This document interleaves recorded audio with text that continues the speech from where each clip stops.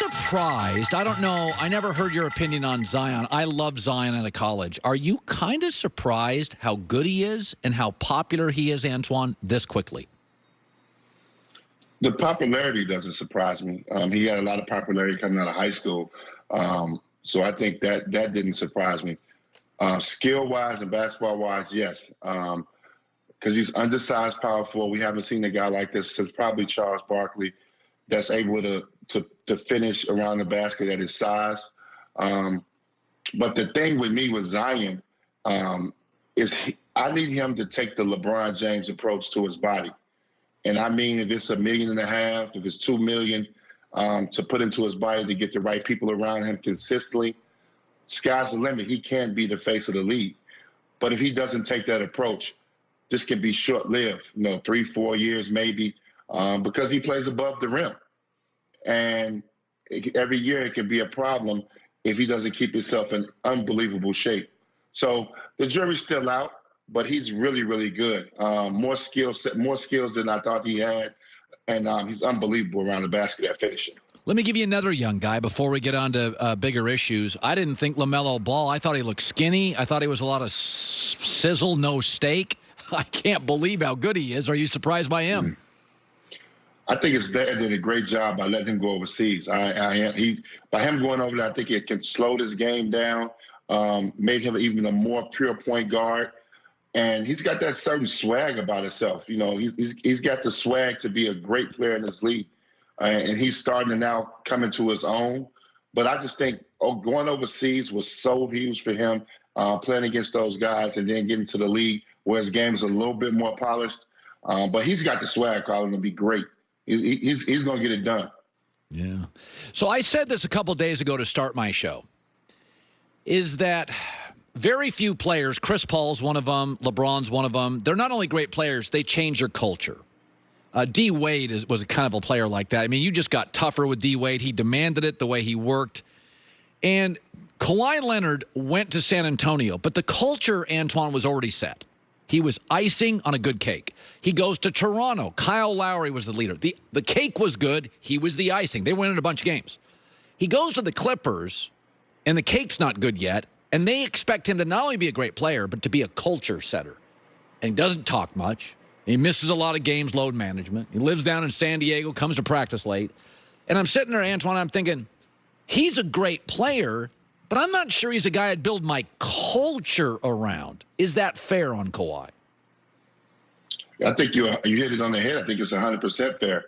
A guy that doesn't really speak out a lot, that doesn't show a lot of leadership, and I think that's where the separation comes when you think about LeBron James and the Steph Currys. Even though Steph has Draymond Green, who's more vocal, but you got to get guys to gravitate to you. So he still took a page out of LeBron James. But one thing LeBron does a good job of is not just on the court, it's off the court, getting to know the guys, going to dinners, having functions.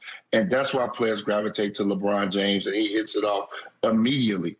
Where Kawhi does not do that. He goes into his bubble, his shell, doesn't really talk to a lot of people. I think with the Clippers, it's more about their staff that's going to build the culture.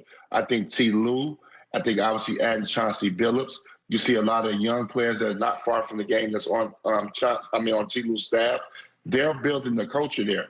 And I think you want Paul George and Kawhi to do it, but it's not in Kawhi's DNA. And it's something that's just not going to happen. And they got a decision to make in the offseason on whether or not this is the guy you want to spend the next 3-4 years with and see if he can get you a title. So we've talked today about the Phoenix Suns' emergence and Chris Paul.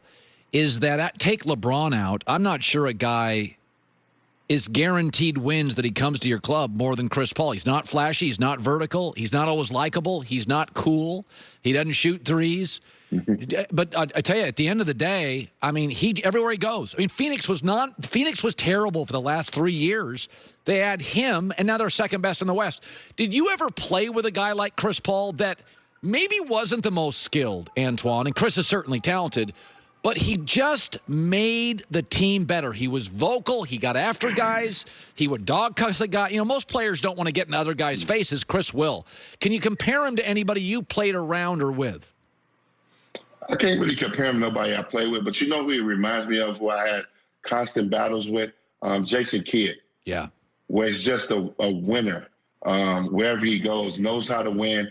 And they're traditional point guards. Chris Paul is one of the last traditional point guards that we got in the league. You know, this new age point guards, I would say in 2008 when the Derrick Rose, the Westbrooks, those guys came in with a more scoring guards, Damian Lillard, Steph Curry. Those guys came in as more scoring guards, not traditional point guards. Chris Paul is the last traditional point guard.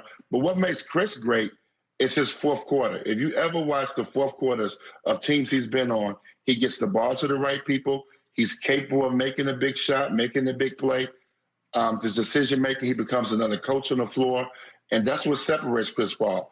If he doesn't get hurt in Houston, he probably leads them to the finals. I don't know if he's missed his beat on getting to the finals. I don't know if he can take this young team there with the Clippers and the Lakers in the Western Conference, but definitely a first-time ballot Hall of Famer, one of the biggest winners we've had in this league, but just a traditional throwback guard that we don't see much anymore.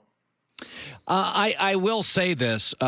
They've condensed the schedule, and I think it's really helped Brooklyn because I think they're so gifted offensively, Antoine, that when they walk into your town, you don't have time for extra practice or film study, and they're just too damn good offensively. And, you know, the switches you'd have to make, you need – I don't know if they'll be as great when they play a team 6 times in 2 weeks, but when you walk them into town with all this offense and you don't have much practice time – I think they're a handful. That feels like some of their success. Or do you see them? Do you think Brooklyn's good enough to win the championship? I got them to win the championship right now. I think they're unbelievable. I don't think as many teams in the league they can get to 120, 125 in a 7-game series.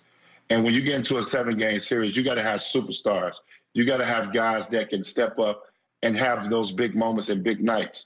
They got 3 guys that can do that. No other team can do that. This is a very unique offensive group with unbelievable offensive power. I know defensively they can struggle at times, but most teams in this league cannot get to 120, 125, and most teams in this league don't have guys that can mostly get you 40 on any given night. They're going to be a handful come playoff time. I got them right now winning it all, barring any injury. And if they go into the playoffs healthy, the Brooklyn Nets will be cutting down the nets. Wow. Antoine Walker in beautiful Chicago. Is it still cold in Chicago? What's it like in Chicago today? Like 48 and sunny now, Colin. We okay. 48 and sunny. No 48 and sunny, no snow. You might as well just take your shirt off and walk around town in Chicago. That's good weather. I'll take it.